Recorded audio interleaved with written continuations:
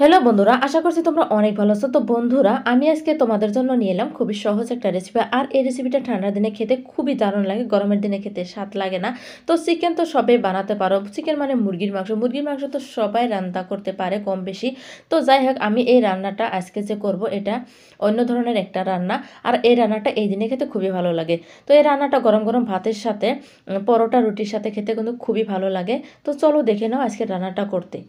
মুরগির মাংসটা রান্না করার জন্য প্রথমে আমি একটা মশলা বানিয়ে নিব। তার জন্য এখানে দিয়ে দিলাম ছোট এলাচ, বড় এলাচ, আর দিয়ে দিলাম কিছু গোলমরিচ, এটা দারচিনি না, গোলমরিচ। এগুলো কিছু সামান্য পরিমাণে টেলে নেব। তো তারপর এখন দিয়ে দিলাম গোটা ধনিয়া, আর দিয়ে দিলাম জিরা। আর এগুলো কিন্তু কড়া করে ভাজা যাবে না, সামান্য হালকা করে ভেজে নিতে হবে। আর এরকম করে ভেজে নিতে হবে যাতে পুড়ে না, অল্প চাপ দিলে যাতে গুঁড়ো গুঁড়ো হয়ে যায় সেজন্য। এই যে ভাজা হয়ে গেছে, এখন আমি রান্না করার জন্য এলাম। আগে থেকে তেল দিয়েছিলাম, তেলগুলো হিট হয়ে গেছে। এখন দিয়ে দিলাম আমি কয়েক দানা মেথি, তারপর দিয়ে দিলাম গোটা জিরা।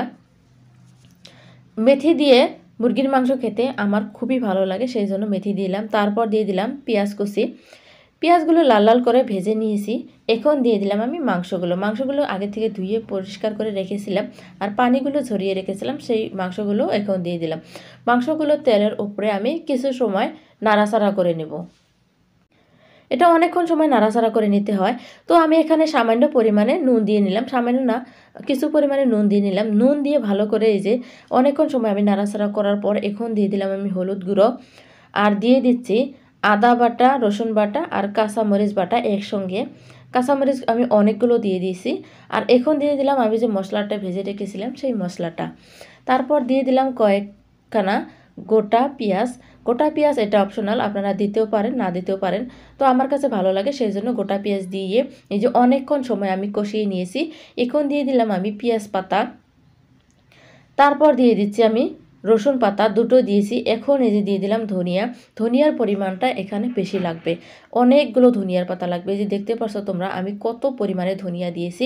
তো এখন আরও কষিয়ে নেব। তো বন্ধুরা, আরও একটা কথা বলে নিচ্ছি, আমার চ্যানেলে যদি তোমরা নতুন হয়ে থাকো, তোমাদের সুন্দর হাতের আঙুল দিয়ে একটা টুকুস করে সাবস্ক্রাইব করে দিবে। ভিডিওটা ভালো লাগলে একটা লাইক করে দিবে। নোটিফিকেশনের ঘন্টাটা অন করে রাখবে যাতে এরকম ভিডিও তুমি সবার আগে পেয়ে যাও।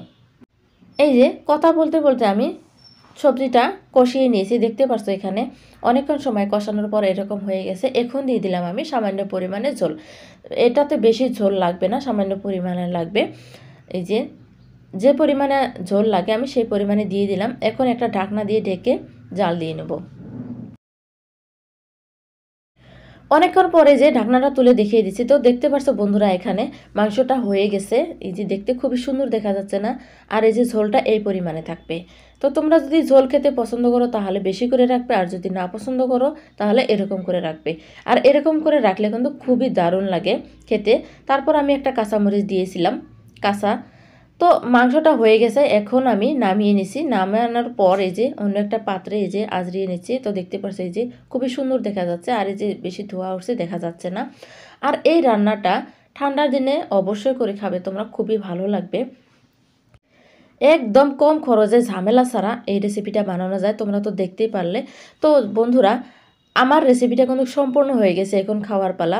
যদি আমার এই রেসিপিটি তোমাদের ভালো লাগে, তোমরা লাইক, শেয়ার, কমেন্ট করে দিবে। তো তোমাদের মধ্যে থেকে আজকের মতো বিদায় নিচ্ছি, আবার আসবো কোনো নতুন রেসিপি নিয়ে।